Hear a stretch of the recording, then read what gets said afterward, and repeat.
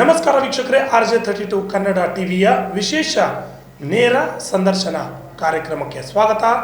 ನಾನು ರಾಘವೇಂದ್ರ.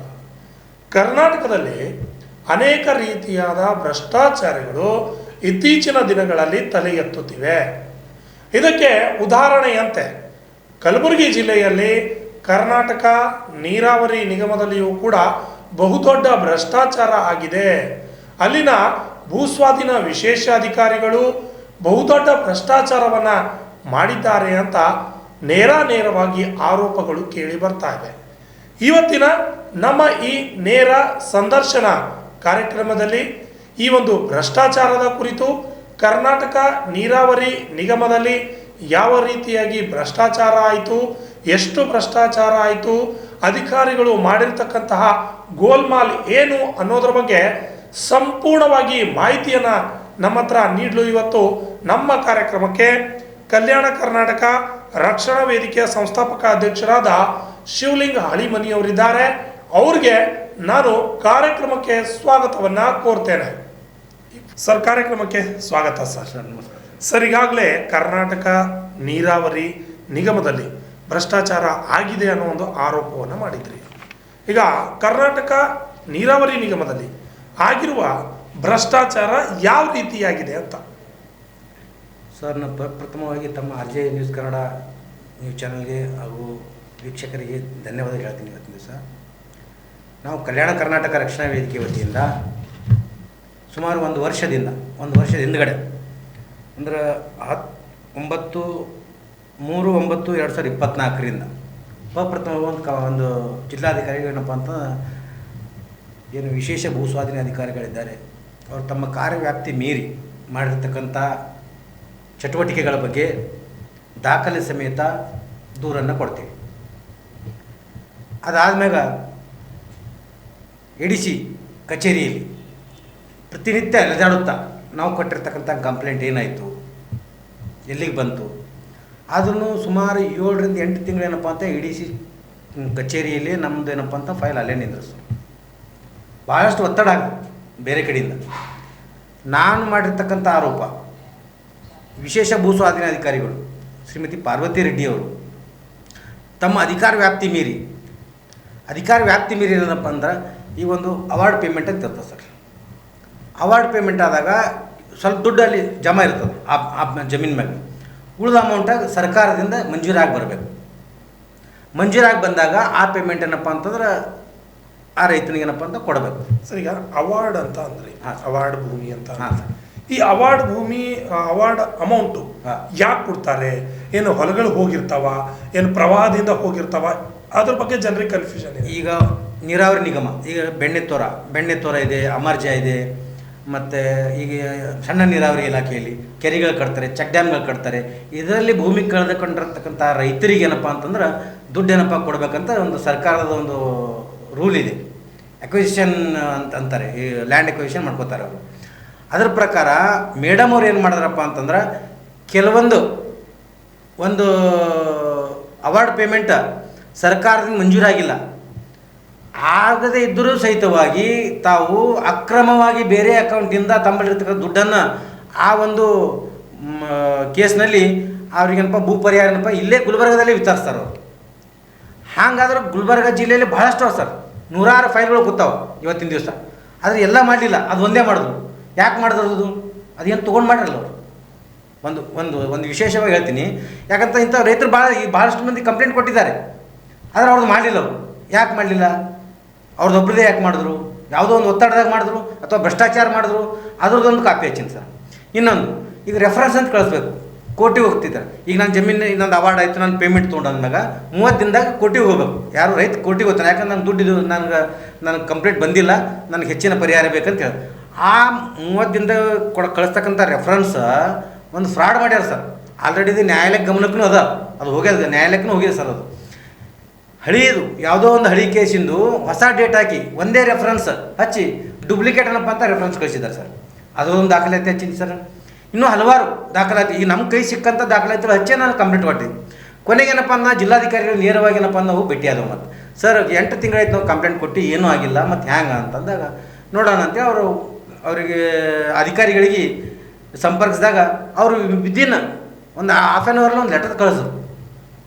ಏನು ಜಿಲ್ಲಾಧಿಕಾರಿಗಳು ಮೂರು ಲೆಟರ್ ಇವೆ ಸರ್, ಇವರು ಕಂಪ್ಲೇಂಟ್ ಮಾಡಿದ್ದಾರೆ, ಏನದ ಇವರಿಗೆ ರಿಪ್ಲೈ ಕೊಡ್ರಿ ಅಂತೇಳಿ. ಆ 3 ಲೆಟರ್ಗೂ ಅವ್ರು ಕಿಮ್ಮತ್ತು ಕೊಡಲಿಲ್ಲ ಅಧಿಕಾರಿಗಳು, ಅವ್ರು ಕವಡೆ ಕಾಸಿನ ಕಿಮ್ಮತ್ತು ಕೊಡಲಿಲ್ಲ. ಯಾವಾಗ ಜಿಲ್ಲಾಧಿಕಾರಿಗಳು ಏನಪ್ಪ ಅಂತ ಕಚೇರಿ ಮುಖಾಂತರ ಅವ್ರಿಗೆ ಫೋನ್ ಆಯಿತು, ಅವಾಗ ಒಂದು ಲೆಟರ್ ಕಳಿಸ್ತಾರೆ, ಈ ದೂರಿನಲ್ಲಿ ಸತ್ಯಾಂಶ ಇರೋದಂತ ಏನೋ ಒಂದು ಕಳಿಸಿದ್ದಾರೆ. ಅದು ನನಗೆ ಪರ್ಫೆಕ್ಟ್ ಗೊತ್ತಿಲ್ಲ, ಬಟ್ ಕಳಿಸ್ತಾರೆ. ಕಳಿಸ್ಮ್ಯಾಗ ಅದು ನಾವು ಕೊಟ್ಟರೆ ದೂರದೇ ಬೇರೆ, ಅವ್ರು ಕಳಿಸ್ತಿರ್ತ ಲೆಟ್ರೇ ಬೇರೆ. ಅದ್ರ ಸಲ ಇದು ಇಲ್ಲ, ಇನ್ನೊಂದು ಸರಿ ಏನಪ್ಪ ಅಂತ ಇವ್ರಿಗೆ ಒಂದು ವಾರದೊಳಗೆ ಕಳಿಸ್ರಿ ಅಂತ ಜಿಲ್ಲಾಧಿಕಾರಿ ಹೇಳಿದ್ರಿ. ಈ ಭೂಸ್ವಾಧೀನ ಅಧಿಕಾರಿಗಳ ಮೇಲೆ ಇರುವಂತಹ ಭ್ರಷ್ಟಾಚಾರದ ಬಗ್ಗೆ ಯಾವ ರೀತಿ ಭ್ರಷ್ಟಾಚಾರ ಅಂತ, ಈಗ ಹಳೆ 30 ವರ್ಷಗಳ ಹಿಂದಿನಂತಹ ಜಮೀನುಗಳ ಸ್ವಾಧೀನ ಮಾಡಿಕೊಂಡಿರತಕ್ಕಂಥದ್ದನ್ನ ಅಮೌಂಟನ್ನು ಬಿಡುಗಡೆ ಮಾಡ್ತಾ ಇದ್ದಾರೆ ಈಗ ಅಂತ ಹೇಳ್ತೀರಿ. ಯಾವ ರೀತಿ ಬಿಡುಗಡೆ ಮಾಡ್ತಾ ಇದ್ದಾರೆ? ಏನು ಇಲ್ಲಿ ದಲ್ಲಾಳಿಗಳು ಪಾತ್ರ ವಹಿಸ್ತಾ ಇದ್ದಾರಾ, ಅಥವಾ ಯಾರಿಗಾದ್ರೂ ಏನು ಪರ್ಸೆಂಟೇಜ್ ಮುಖಾಂತರ ಏನಾದರೂ ಕೆಲಸ ಮಾಡ್ತಾ ಇದ್ದಾರಾ ಅಂತ ವಿಶೇಷ ಆರೋಪ ಏನು ಅವ್ರ ಮೇಲೆ ಅಂತ? ಅದರ ಬಗ್ಗೆ ಹೇಳ್ತೀನಿ ಕೇಳಿ ಸರ್. ಈಗ ಸುಮಾರು 20-25 ವರ್ಷ ಹಿಂದಿಂದು ಅಮರ್ಜಾ ಮತ್ತು ಬೆಣ್ಣೆತೋರ ಇಲ್ಲಿ ಆಗಿರ್ತಕ್ಕಂಥ ಕೆನಲ್ಗಳು ದುಡ್ಡು ಬಂದವು ಸರ್. ಭಾಳ ದುಡ್ಡು ಸರ್, ಈಗಿನಲ್ಲ. ಈಗ ಅದ್ರಲ್ಲಿ ಕೆಲವೊಂದು ತೀರ್ಕೊಂಡಿದ್ದಾರೆ, ಕೆಲವೊಂದು ಜೀವಂತಿದ್ದಾರೆ, ಕೆಲವೊಂದು ಬೇರೆ ಆಗ್ಯಾರ, ಭಾಳಷ್ಟು ಸರ್. ಅದ್ರ ದುಡ್ಡು 32 ಕೋಟಿ ರೂಪಾಯಿ ಫಂಡ್ ಬಂದಿದೆ ಸರ್. ಆ 32 ಕೋಟಿ ರೂಪಾಯಿ ಫಂಡ ಕೋರ್ಟ್ ಅಮೌಂಟ್, ಅದು ಕೋರ್ಟ್ ಜಜ್ಮೆಂಟ್ ಅಮೌಂಟ್, ಅದು ಕೋರ್ಟಿಗೆ ಕಟ್ಟಬೇಕು ಸರ್. ಯಾವುದೇ ಅಧಿಕಾರಿ ಇರಲಿ, ಯಾರೇ ಇರಲಿ, ಅದೇನಪ್ಪ ಅಂತ ನೇರವಾಗಿ SLO ಇದ್ರದಿಂದ ರೈತರ ಅಕೌಂಟಿಗೆ ಹೋಗಪ್ಲಿಲ್ಲ. ಆದ್ರೂ ಇಲ್ಲಿವರೆಗೆ ಅಕ್ರಮ ಹಾಗೆ ಮಾಡ್ಕೊತ ಕೂತಾರೆ ಸರ್. ಇವಾಗ ಭಾಳಷ್ಟು ಮಾಡಿದ್ದಾರೆ ಸರ್ ಅವರು. ಕೋರ್ಟ್ ಪೇಮೆಂಟ್ ಕೋರ್ಟ್ನಾಗ ಆಗಬೇಕು, ವಿನಃ ಡೈರೆಕ್ಟ್ ರೈತರ ಅಕೌಂಟಿಗೆ ಹೋಗ್ಬಾರ್ದು. ಯಾಕಪ್ಪ ಅಂತಂದ್ರೆ ಇದು ಈಗ ನಾ ಹೇಳ್ತಿದ್ರಲ್ಲ ಸರ್, ಈಗ ಒಂದು ರೈತನ ದುಡ್ಡು ಬಂದ್ಮ್ಯಾಗ ಅವ್ನ ಮುಖಚೇರೆ, ಅವ್ನ ಸೈನ್ ಎಲ್ಲ ಪತ್ತೆ ಮಾಡಿ ಕೊಡಬೇಕು. ಅದು ಮಾಡ್ತಕ್ಕಂಥ ಕೆಲಸ ಅದರದ್ದು ಕೋರ್ಟಿನ ಕೆಲಸ. ಕೋರ್ಟಿಗೆ ಹಣ ದುಡ್ಡು ಜಮಾ ಆಯ್ತಪ್ಪ ಅಂತಂದ್ರೆ ಕೋರ್ಟ್ನವ್ರಪ್ಪ ಪ್ರತಿಯೊಬ್ಬರಿಗೆ ಕರೆಸ್ತಾರೆ, ಆ ಫ್ಯಾಮಿಲಿ ಕರೆಸ್ತಾರೆ, ಫ್ಯಾಮಿಲಿ ಸರ್ವರ್ ಸರ್ಟಿಫಿಕೇಟ್ ತೊಗೊತಾರೆ. ಈಗ ತೊಗೊಂಡು ಈಗ ಯಾರ್ದ ಜಮೀನ, ಎಷ್ಟು ಹೋಗ್ಯದ, ಏನದ ಡೀಟೇಲ್ ಕೊಡ್ತಾರೆ. ಅದು ಬಿಟ್ಟು ಈ ಒಂದು ಕಮಿಷನ್ ಆಡ್ನಾಗ ಏನು ಭ್ರಷ್ಟಾಚಾರ ಮಾಡ್ತಾ ಇದ್ದಾರೆ ಅಧಿಕಾರಿಗಳು ಸೇರಿ, ಈಗ ನಾನು ಬೆಂಗಳೂರು DK ಶಿವಕುಮಾರ್ ಅವ್ರಿಗೂ ಬರ್ತಿದ್ದೆ ಇದ್ರ ಬಗ್ಗೆ ಲೆಟ್ರು. ಆಮೇಲೆ ಈಗ ಮನೆ ನಮ್ಮ ಏನು ಈ ಜಮಾ ಏನು ಬಂದಿದೆ ಧಾರವಾಡದಲ್ಲಿದ್ದಾರೆ ರುದ್ರೇಶ್ ಅಂತೇಳಿ, ಕರ್ನಾಟಕ ನೀರಾವರಿ ನಿಗಮದ MD, ಅವ್ರಿಗೂ ಏನಪ್ಪ ಅಂತ ಮೊನ್ನೆ ಒಂದು ಜಿಲ್ಲಾಧಿಕಾರಿಗಳ ಕಚೇರಿಗೆ ಬಂದಾಗ ಅವ್ರಿಗೆ ನಾನು ಹೇಳಿದೆ, ಇದು ಸರ್ ಇದು ಕೋರ್ಟ್ ಪೇಮೆಂಟ್ ಇದೆ, ಇದು ನೇರವಾಗಿ ಕೋರ್ಟಿಗೆ ಜಮಾ ಆಗಬೇಕು, ಕೋರ್ಟ್ನಿಂದ ರೈತರಿಗೆ ಹೋಗಬೇಕು. ಇದನ್ನು ಬಿಟ್ಟು ಇದು ನಡು ಭ್ರಷ್ಟಾಚಾರ ಮಾಡ್ತಾ ಇದ್ದಾರೆ, ಇದರಿಂದ ರೈತರಿಗೆ ಅನ್ಯಾಯ ಆಗುತ್ತದ. ಯಾಕಂತ ಇಲ್ಲಿವರೆಗೆ ರೈತರು ಎಷ್ಟು ಜಮೀನು ಹೋಗ್ಯೋ, ಯಾರ್ದು ಹೋಗ್ಯೋ ಅಂತ ಇನ್ನೂ ತರಗನಿಲ್ಲ ಅವ್ರಿಗೆ, ಅಷ್ಟು ವರ್ಷ ಆಗಿದೆ ಸರ್. ಈಗ ಕೋರ್ಟ್ ಪೇಮೆಂಟ್ ಇದೆ ಅಂತ ಹೇಳಿದ್ರೆ ಸರ್, ಇದರಲ್ಲಿ ನ್ಯಾಯಾಲಯ ಏನಾದರೂ ಒಂದು ಆದೇಶ ಹೊರಡಿಸ್ಬೋದಲ್ಲ, ಈ ಕೋರ್ಟ್ ಪೇಮೆಂಟ್ ಯಾಕೆ ಮಾಡ್ತಿಲ್ಲ ನೀವು ಅಂತ ಪ್ರಶ್ನಾವಳಿಗಳನ್ನ ಕೇಳ್ಬೋದಲ್ಲ ಅಂತ. ಈಗಾಗಲೇ ನ್ಯಾಯಾಲಯ ಆದೇಶದಲ್ಲಿ ಇರುತ್ತೆ ಸರ್, ಅದು ಕೋಟಿಗೆ ಕಟ್ಟಬೇಕು ದುಡ್ಡು ಅಂತೇಳಿ. ಆಮೇಲೆ ಜಿಯೋ ಕಾಪಿ ಅಂತ ಬರುತ್ತೆ ಇದು ಬೆಂಗಳೂರಿನಿಂದ ಈ ಅಮೌಂಟ್ದು, ಅದರಲ್ಲೂ ಸ್ಪಷ್ಟವಾಗಿ ಬರ್ದಿರ್ತಾರೆ ಕೋರ್ಟಿಗೆ ಜಮಾ ಮಾಡ್ಬೇಕಂತ. ಆದ್ರೆ ಇವ್ರ ಕಮಿಷನ್, ಇವರು ಪರ್ಸೆಂಟೇಜ್ ತಿನ್ನೋ ಚಕ್ಕರ್ನಾಗ ಈ ಅಧಿಕಾರಿಗಳು ಇಲ್ಲೇನಪ್ಪ ಅಂತಂದ್ರೆ ನೇರವಾಗಿ ಏನಪ್ಪ ಅಂತಂದ್ರೆ ಇವ್ರು ಪೇಮೆಂಟ್ ಮಾಡ್ತಾರೆ ಸರ್. ಸರ್, ಈಗ ಕರ್ನಾಟಕ ನೀರಾವರಿ ನಿಗಮದ ಭೂಸ್ವಾಧೀನ ವಿಶೇಷ ಅಧಿಕಾರಿಗಳ ಮೇಲೆ ಆರೋಪವನ್ನು ಮಾಡ್ತಾ ಇದ್ದಾರೆ. ಇನ್ನೊಂದು, ಈ ಒಂದು ಭೂಸ್ವಾಧೀನ ವಿಶೇಷ ಅಧಿಕಾರಿಗಳು ಸರ್ಕಾರಕ್ಕೆ ಎಷ್ಟು ಕೋಟಿ ನಷ್ಟ ಮಾಡಿದ್ದಾರೆ ಅಂತ, ಆರ್ಥಿಕ ನಷ್ಟ, ಯಾವ ರೀತಿ ಸರ್ಕಾರಕ್ಕೆ ಮೋಸ ಮಾಡಿದ್ದಾರೆ, ಭ್ರಷ್ಟಾಚಾರ ಮಾಡಿದ್ದಾರೆ ಅಂತ? ಸರ್, ನಾನು ಏನು ಹೇಳಿದ್ನಲ್ಲ, ಈಗ ಅವಾರ್ಡ್ ಪೇಮೆಂಟ್ ಮಾಡಿದ್ದಾರೆ, ಡೂಪ್ಲಿಕೇಟ್ ರೆಫರೆನ್ಸ್ ಕಳಿಸಿದ್ದಾರೆ, ಈ ಭಾಳಷ್ಟು ಇವು ನಮ್ಮ ಗಮನಕ್ಕೆ ಬಂದದ್ದು, ನನ್ನ ಹತ್ರ ಬಂದಂಥ ಡಾಕ್ಯುಮೆಂಟ್ ಇಷ್ಟು. ನಾನಂತೀನಿ ಸರ್, ವಿಶೇಷವಾಗಿ ಈ ವಿಶೇಷ ಭೂಸ್ವಾಧೀನ ಅಧಿಕಾರಿಗಳ ಕಚೇರಿ ಏನಿದೆ, ಸುಮಾರು 10 ವರ್ಷದಿಂದ, ಈ ಕೆಳಗಡೆ 10 ವರ್ಷದಿಂದ ಇಲ್ಲಿವರೆಗೆ ಎಷ್ಟು ಭ್ರಷ್ಟಾಚಾರ ಆಗ್ಯಾವ ಎಂಬುದು ಇನ್ನೂ ಲೆಕ್ಕಕ್ಕಿಲ್ಲ ಸರ್. ಯಾಕಂತಂದ್ರೆ ನನಗೆ ಬಲ್ಲ ಮೂಲದ ಪ್ರಕಾರ ಹೋಲಾರ್ದೆ ಜಮೀನು ಕಳಿಸಿದ್ದಾರೆ ಸರ್ ಇವರು. ಯಾರು ಜಮೀನು ಹೋಗಿಲ್ಲ, ಎಲ್ಲೋ ಡ್ಯಾಮ ಎಲ್ಲೋ ಕಳಿಸೋದು. ಇಲ್ಲಿ ನಡುವೆ ದಲ್ಲಾಳಿಗಳು ಏನಪ್ಪ 8-9 ತನಕ ಕೂಡ್ತಾರೆ ಸರ್ ಅಲ್ಲಿ ಆಫೀಸ್ನಲ್ಲಿ. ಅಲ್ಲೇ ಇದೇ ಕೆಲಸ ಮಾಡ್ತಾರೆ ನಾವು ಟೋಟಲಿ. ಇದು ಇನ್ನೂವರೆಗೆ ಯಾರ ಗಮನಕ್ಕೂ ಇಲ್ಲ. ಇದು ನಾನೇನಪ್ಪ ಅಂತ ಇದು ಫಸ್ಟ್ ಪ್ರಥಮ ನಾನು ಹೊರಗೆ ಹಾಕಿದ್ದು ನಾನೇ. ಇದ್ರ ಬಗ್ಗೆ ಸಮಗ್ರ ತನಿಖೆ ಆಗ್ಬೇಕಂತ ಇವತ್ತು ನಾನು ಕರ್ನಾಟಕ ಸರ್ಕಾರಕ್ಕೆ ಇವತ್ತು ಆಗ್ರಹಪಡಿಸ್ತೀನಿ ಸರ್. ಇನ್ನೊಂದು, ಈ ಒಂದು ಕರ್ನಾಟಕ ನೀರಾವರಿ ನಿಗಮದಲ್ಲಿ KTTP ಕಾಯ್ದೆಯಂತೆ ಹೊರಗೊತ್ತಿಗೆ ನೌಕರನ್ನ ಆಯ್ಕೆ ಮಾಡ್ಕೊಂಡಿಲ್ಲ ಎಂಬ ಆರೋಪ ಕೂಡ ಇದೆ. ಹೊರಗೊತ್ತಿಗೆ ನೌಕರನ್ನ ಆಯ್ಕೆ ಮಾಡ್ಕೊಂಡಿಲ್ಲ ಕಾಯ್ದೆ ಪ್ರಕಾರ ಆಗಿಲ್ಲ ಸರ್. ಪೇಪರ್ನಾಗ ಅಡ್ವರ್ಟೈಸ್ಮೆಂಟ್ ಕೊಡಬೇಕು, ಅದು ಕೊಟ್ಟಿಲ್ಲ. ಯಾವ ರೂಲ್ಸ್ ಫಾಲೋ ಮಾಡಿಲ್ಲ. ಈಗ ನೇರವಾಗಿ ನಮ್ಮ ಜಿಲ್ಲಾಧಿಕಾರಿ, ಈಗ ಅದು ನಿಗಮದ ಏನಪ್ಪ ಅಂತಂದ್ರೆ ಬೆಳಗಾವಿ ಬರುತ್ತೆ, ಬೆಳಗಾವಿ DC ಬರ್ತಾರೆ. ಅದ್ರ ಸಲುವಾಗಿ ಏನಪ್ಪ ಅಂತ ಅವ್ರಿಗೆ ಒಂದು ಒಳ್ಳೆ ಚಾನ್ಸ್ ಸಿಕ್ಕಿದೆ ಅವ್ರಿಗೆ. ಅವರು ಬೇಕಾದಂಗೆ ಮಾಡ್ಬೇಕು, ಮ್ಯಾಗಿನ ತೆಗೆದು ತಿನ್ನೋರಾಗಿದೆ ಸರ್ ರೈತರ ಗತಿಯಲ್ಲಿ. ಇವತ್ತು ನಮ್ಮ ಜಿಲ್ಲೆಯಲ್ಲಿ ಇಂಥ ಭ್ರಷ್ಟ ಅಧಿಕಾರಿ, ಇನ್ನೊಂದು ಹೇಳ್ತೀವಿ ಸರ್, ಇಂಥ ಒಬ್ಬ ಅಧಿಕಾರಿಗಳಿಗೆ ಇವತ್ತು 3 ಡಿಪಾರ್ಟ್ಮೆಂಟ್ ಏನಪ್ಪ ಅಂತಂದ್ರೆ ಪ್ರಭಾರಿ ಅದಾರ ಸರ್ ಇವರು. ಜಸ್ಕಾಂ ಮತ್ತು ಪ್ರವಾಸೋದ್ಯಮ ಇಲಾಖೆ, SLO. ಈ ಆ್ಯಕ್ಚುಲಿ ಹೇಳ್ಬೇಕಾದ್ರೆ ಇವರಿಗೆ ನಾವು ಕೊಟ್ಟಿರತಕ್ಕಂಥ ನಾವು DPR ಬೆಂಗಳೂರಿಗೆ ಕಂಪ್ಲೇಂಟ್ ಕೊಟ್ಟಿದ್ದೀನಿ ಸರ್. ಆ ಬೇಸ್ನಾಗ ಇವ್ರಿಗೆ ಟ್ರಾನ್ಸ್ಫರ್ ಆಗಿತ್ತು ಈ SLO ಅಧಿಕಾರಿ. ಆದರೂ ಅದಕ್ಕೆ KT ಹೋಗಿ ಸ್ಟೇ ತಂದಿದ್ದಾರೆ. ಸ್ಟೇ ತಂದು ಯಾಕೆ ಇಲ್ಲಿ ಉಳಿದವರು ಇವರು ಹೋಗ್ಬೇಕಾಗಿತ್ತು. ಇದೇ ಜಸ್ಕಾಮ್ದಲ್ಲಿ ಪರ್ಮನೆಂಟ್ ಪೋಸ್ಟಲ್ಲಿ ಅವರಿಗೆ ಟ್ರಾನ್ಸ್ಫರ್ ಆಗಿತ್ತು. ಆದರೆ ಹೋಗಲಿಲ್ಲ ಅವ್ರು. ಯಾಕೆ ಹೋಗಲಿಲ್ಲ? ಇಲ್ಲಿ ಜಾಸ್ತಿ ದುಡ್ಡು ಸಿಗುತ್ತೆ, ಇಲ್ಲಿ ಭ್ರಷ್ಟಾಚಾರ ಇದೆ, ಇಲ್ಲಿ ತಿಲ್ಲಕ್ಕೆ ಸಿಗುತ್ತೆ ಅಂತ ಅವರು ಏನಪ್ಪ ಅಂತಂದ್ರೆ KT ಹೋಗಿ ಸ್ಟೇ ತಂದಿದ್ದಾರೆ ಸರ್. ಸರ್ ಇನ್ನೊಂದು ಬೃಹತ್ ನೀರಾವರಿಯಲ್ಲಿ ರೈತರಿಗೆ ಯಾವ ರೀತಿ ಈಗ ಹೇಳಿದ್ರು ಕೋರ್ಟ್ ಮುಖಾಂತರ ಜಮಾ ಆಗಬೇಕಿತ್ತು. ಕೋರ್ಟ್ ಮುಖಾಂತರ ಅಲ್ಲದೇನೂ ಕೂಡ ನೇರವಾಗಿ ಹಣ ಜಮಾ ಮಾಡಬಹುದಾ? ಈಗ ಕೋರ್ಟ್ನ ಒಂದು ಆದೇಶವನ್ನ ತಳ್ಳಿ ಹಾಕಿದ್ದಾರೆ ಇವರು. ತಳ್ಳಿ ಹಾಕಿದ್ಮೇಲೆ ಇನ್ನು ನೇರವಾಗಿ ರೈತರಿಗೆ ಹಣ ಸಿಗ್ಬೋದಿತ್ತು. ಏನು ರೈತರಲ್ಲಿಯೂ ಕೂಡ ಏನೋ ಪರ್ಸೆಂಟೇಜ್ ಏನಾದರೂ ತಗೊಳ್ತಿದ್ದಾರಾ ಅಂತ? ಸರ್ ಇವ್ರು ರೈತರಿಗೆ ಕೊಡೋದೇ ಅರ್ಧ ರೊಕ್ಕನೇ ಕೊಡ್ತಾ ಇದ್ದಾರೆ ಸರ್. ದಲ್ಲಾಳಿಗಳು ಅಧಿಕಾರಿಗಳು ಸೇರಿ 150 ರೂಪಾಯಿ ಕೊಡೋ ಕೋಶಿಶೆ ನಡೆದ ಸರ್. ಇಲ್ಲಿ ಬೇರೆ ಇಲ್ಲ. ಇನ್ನೊಂದು ಹೇಳಿದೆವು, ಈಗ ಅವಾರ್ಡ್ ಪೇಮೆಂಟ್ ಆಗ್ತದೆ ಹೇಳ್ತಾರೆ. DC ಅವ್ರು ಅವಾರ್ಡ್ ಮಾಡಿದಾಗ ಅದು SLO ಅವ್ರ ಮುಖಾಂತರ ರೈತರಿಗೆ ಹೋಗ್ಬೋದು. ಇದು ಕೋರ್ಟ್ ಪೇಮೆಂಟ್ ಅಂದಾಗ ಜಜ್ಮೆಂಟ್ ಆಗಿರ್ತದೆ ಸರ್. ಕೋರ್ಟ್ ಹೇಳಿರ್ತದೆ ನಮ್ಗೆ ತಂದು ಕಟ್ಟಿರಿ ದುಡ್ಡು ಅಂತೇಳಿ. ಆ್ಯಕ್ಚುಲಿ ಅವರು ನಿಗಮದವರು ಕೋಟಿ ಕಟ್ಟಬೇಕು ದುಡ್ಡಿದು, ಕಟ್ತಾ ಇಲ್ಲ. ಇಲ್ಲಿ ಸುಮಾರು 10-12 ವರ್ಷ ಹಿಂಗೆ ನಡೆದ್ರೆ ಟೋಟಲಿ ರೈತರಿಗೆ ಎಷ್ಟು ಕೊಡ್ತಾರೋ ಏನಿಲ್ಲೋ, ಅವ್ರದ್ದು ಎಷ್ಟು ದುಡ್ಡು ಬಂದರೂ ಏನಿಲ್ಲ. ಏನೋ ಅಲ್ಲಿ ಬೆಂಗಳೂರಿನಲ್ಲಿ ಜಿಯೋ ಕಾಪಿ ಆಗ್ತದ, ಇಮಿಡಿಯೇಟ್ಲಿ 2 ದಿನ ಪೇಮೆಂಟ್ ಮಾಡ್ತಾರೆ ಇವರು. ಅದ್ರ ಕಾಪಿ ತರಿಸೋಣ ವಾಟ್ಸಪ್ನಿಂದ. ಅಂದರೆ ಇಷ್ಟು ವ್ಯವಸ್ಥಿತವಾಗಿ ಇವ್ರು ಇಷ್ಟೊಂದು ಭ್ರಷ್ಟಾಚಾರ ಮಾಡ್ತಾರಿಲ್ಲ ಅಧಿಕಾರಿಗಳಪ್ಪ ಅಂತಂದ್ರೆ ಇದು ಭಾಳಷ್ಟು ಒಂದು ದುರ್ಭಾಗ್ಯಪೂರ್ಣ ಅಂತ ಹೇಳ್ತೀನಿ ಸರ್.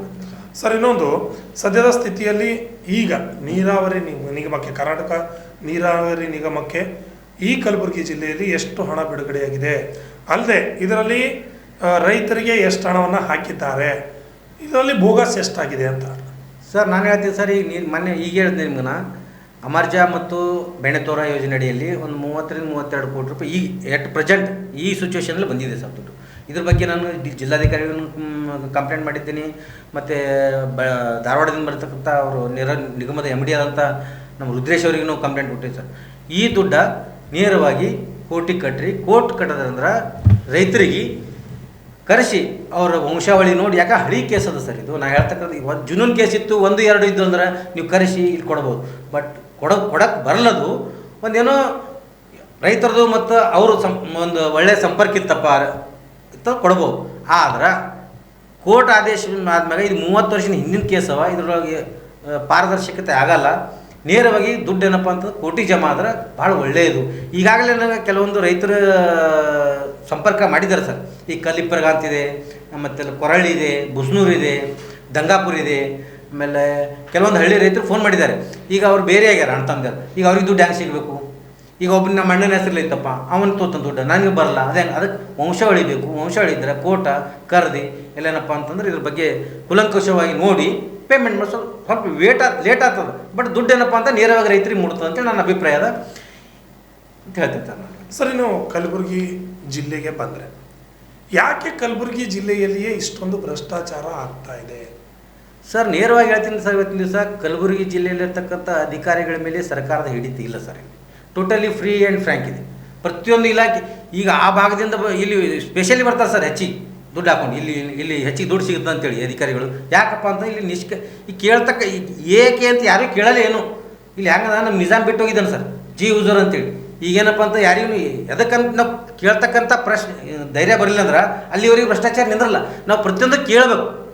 ಯಾಕ ಏನು ಎದ್ರ ಸಲ ನಮ್ದು ಎಷ್ಟು ಗೊತ್ತು ಆ ಕೇಳೋದು ಇದನ್ನೇ ಇಲ್ಲ ಸರ್ ಇಲ್ಲಿ ಈ ಭಾಗದ ಜನರಲ್ಲಿ ವಿಶೇಷವಾಗಿ.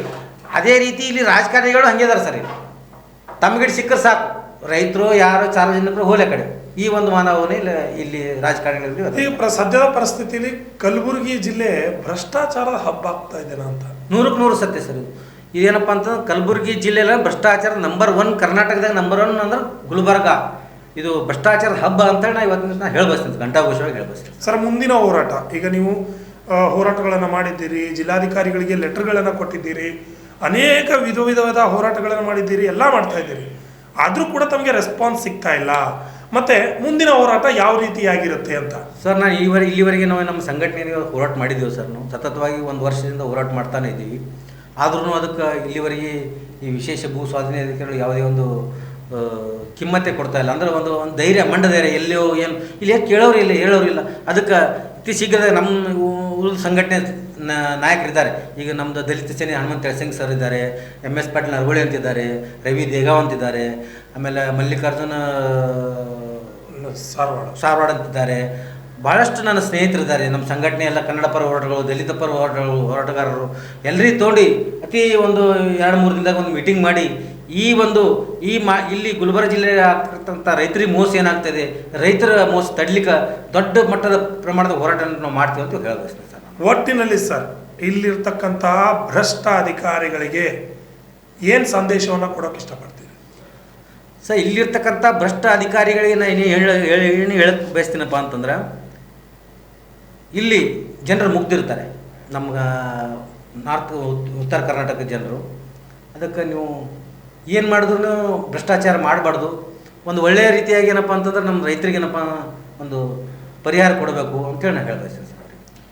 ಸರ್, ಇಷ್ಟೆಲ್ಲ ಮಾಹಿತಿಯನ್ನು ಕೊಟ್ಟರಿ. ಮುಂದಿನ ಹೋರಾಟಕ್ಕೆ ತಮಗೆ ಒಳ್ಳೆಯದಾಗಲಿ ಅಂತ ಹೇಳ್ತಾ ಈ ಒಂದು ಕಾರ್ಯಕ್ರಮಕ್ಕೆ ಆಗಮಿಸೋದಕ್ಕೆ ಧನ್ಯವಾದಗಳು ಸರ್. ಈ ಒಂದು ಕಲ್ಯಾಣ ಕರ್ನಾಟಕದ ಹೆಬ್ಬಾಗಿಲೆ ಅಂತ ಹೇಳ್ಪಡುವಂತಹ ಕಲಬುರಗಿ ಜಿಲ್ಲೆಯಲ್ಲಿ ಕರ್ನಾಟಕ ನೀರಾವರಿ ನಿಗಮದಲ್ಲಿ ಈ ರೀತಿಯಾದಂತಹ ಭ್ರಷ್ಟಾಚಾರಗಳು ಆಗ್ತಾ ಇವೆ.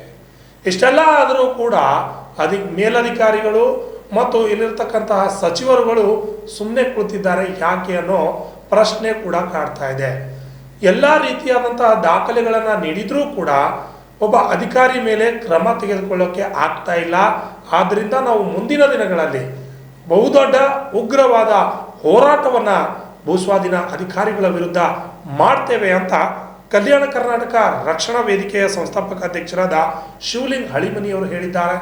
ಕಲಬುರಗಿ ಒಂದು ಮುಗ್ಧ ಜನರು ಇರತಕ್ಕಂತಹ ಜಿಲ್ಲೆ.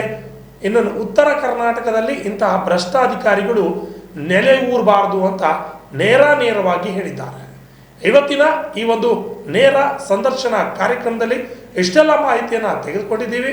ಮುಂದಿನ ಮತ್ತೆ ವಿಶೇಷ ಕಾರ್ಯಕ್ರಮದಲ್ಲಿ ನಿಮ್ಮ ಜೊತೆ ಭೇಟಿಯಾಗ್ತೀನಿ. ಅಲ್ಲಿವರೆಗೂ ನೋಡ್ತಾ ಇರಿ RJ32 ಕನ್ನಡ ಟಿವಿ, ನೈಜ ನಿಖರ ಸುದ್ದಿ. ಹಾಗೂ ನಿಮ್ಮ ಗ್ರಾಮದಲ್ಲಿನ, ನಿಮ್ಮ ನಗರದಲ್ಲಿನ ಸಮಸ್ಯೆಗಳು ಏನೇ ಇದ್ರೂ ಕೂಡ ಕೆಳಗೆ ಕಾಣುತ್ತಿರುವ ನಂಬರ್ಗೆ ಕರೆ ಮಾಡಿ. ನಮ್ಮ ಟೀಮ್ ನಿಮ್ಮ ಜೊತೆ ಬರುತ್ತೆ. ನಮಸ್ಕಾರ.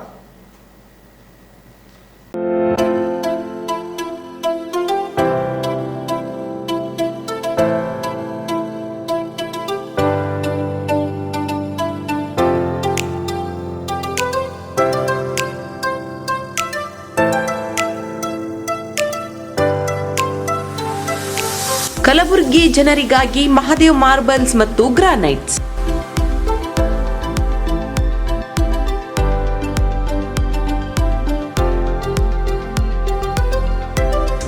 ಉತ್ತಮ ಗುಣಮಟ್ಟದಿಂದ ಕೂಡಿರುವ ಮಾರ್ಬಲ್ಸ್ ಮತ್ತು ಟೈಲ್ಸ್.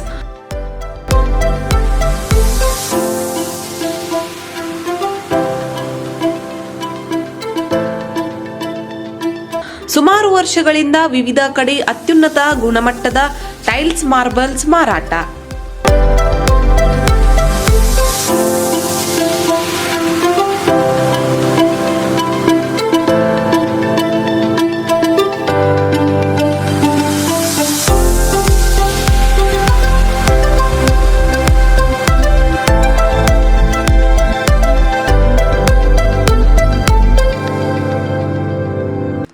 ಸೋಮನಿ ರಾಕ್, ಸಿರಾಮಿಕ್ಸ್, ಒಯಾಸಿಸ್ ಕಂಪನಿಗಳ ಟೈಲ್ಸ್ ಮಾರಾಟ. ಇಲ್ಲಿ ಹೊಸ ಮನೆಗಳ ಕಟ್ಟಡಕ್ಕೆ ಬೇಕಾಗಿರುವ ಎಲ್ಲಾ ರೀತಿಯ ಮಾರ್ಬಲ್ಸ್ ಮತ್ತು ಗ್ರಾನೈಟ್ಸ್ಗಳು ಸಿಗುತ್ತವೆ, ಅದು ಗ್ರಾಹಕರಿಗೆ ಕೈಗೆಟಕುವ ಬೆಲೆಯಲ್ಲಿ.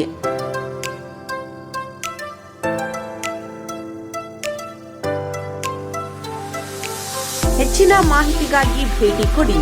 ಮಹಾದೇವ್ ಮಾರ್ಬಲ್ಸ್ ಮತ್ತು granites, exclusive showroom, Nagarahalli cross, ring road ಹತ್ತಿರ, ಕಲಬುರಗಿ. ಹೆಚ್ಚಿನ ಮಾಹಿತಿಗಾಗಿ ಸಂಪರ್ಕಿಸಿ 9008249111 9742679975.